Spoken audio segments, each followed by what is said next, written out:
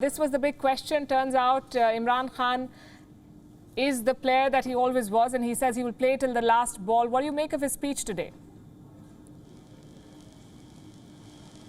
Well, it was a desperate call for help. It was particularly mobilizing the public, going against the popular narrative, building an anti-US narrative as well, saying that how foreign forces have been conspiring against, and last but not the least, that which is probably the most concerning bit, that all of those who are voting against him are traitors. That is something that is very serious. That's how one can sum up how Imran Khan's address was. It was desperate. It was a desperate call for help. It was rather a revision for history as well. More he going into backgrounds, but nothing concrete. He did mention and then backtrack about mentioning the United States once. That was perhaps the highlight, because previously we have not heard officially that what country was the one that was involved in all of this. So therefore this mention of the United States, particularly in a live address, that is something very significant, and that is going to have ramifications, repercussions and ramifications for Pakistan, both here in Islamabad, on policy level, and in DC as well. Palki? Yes, so he mentioned the US and the Three Stooges, like I said. He also mentioned India, and he said that Nawaz Sharif, the former Prime Minister of Pakistan, had a secret meeting with the current Prime Minister of India, Narendra Modi, in Nepal. Let me quickly play out that soundbite for our viewers, Anas, and I'll come back to you with that question. Nawaz Sharif का बरका दत्त की किताब में है कि वो नेपाल के अंदर नरेंद्र मोदी से छुप छुप के मिल रहा था अपनी फौज से बचने के लिए। डॉन लीक्स में क्या था? हिंदुस्तान को मैसेजिंग हो रही थी कि जनाब मैं फौज के साथ, अगर फौज ये करिए तो फौज करिए, मैं नहीं कर रहा।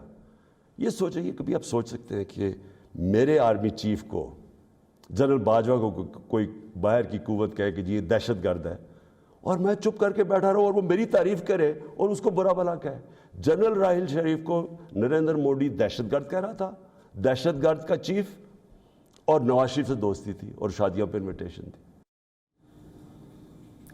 Interesting comments, Anas, and interesting timing as well. What's a good Pakistan story if you don't throw India in the mix? But what's the point of making these claims at this point? Because the people that he's addressing are not the people who are going to vote against him on Sunday. Well, that is an apparent reference to the military, and as I said, we've said it before as well, that it was a desperate cry for help, and then building that popular narrative. This was perhaps that messaging to the military, that this is what Nawaz Sharif had been doing for you, and how I have been kind of being supportive and will be backing you. That's what he has been delivering. I'll just explain one thing. In Pakistan, when this letter thing came out on Sunday, a lot of local reporters contacted, and one of heavily pro-government TV channels, one of their prominent anchors contacted the military spokesperson as well, Major General Babar Iftikhar, and he was contacted by Arshad Sharif. He sent him a list of questions, and all of these questions pertain to this foreign conspiracy and the letter. The spokesperson of the Pakistani military referred to the anchor to refer to the Pakistani government for answers on these. Now, the question here arises is, when things like Dawn leaks happen or any other information things happen, that's where the military steps in and say that it's a direct frame or charge against us. But in case if it goes against the government, then they would want the government to answer, and then they say that and the government is continuously putting the onus that it's a threat to national security. So that was a clear-cut message to the Pakistani military on the Pakistan Prime Minister's part. Of course, it cannot escape a mention of India per se, because it is popular narrative that he's siding with. But if you look at it very realistically, whatever that was in Dawn leaks did come out in the open.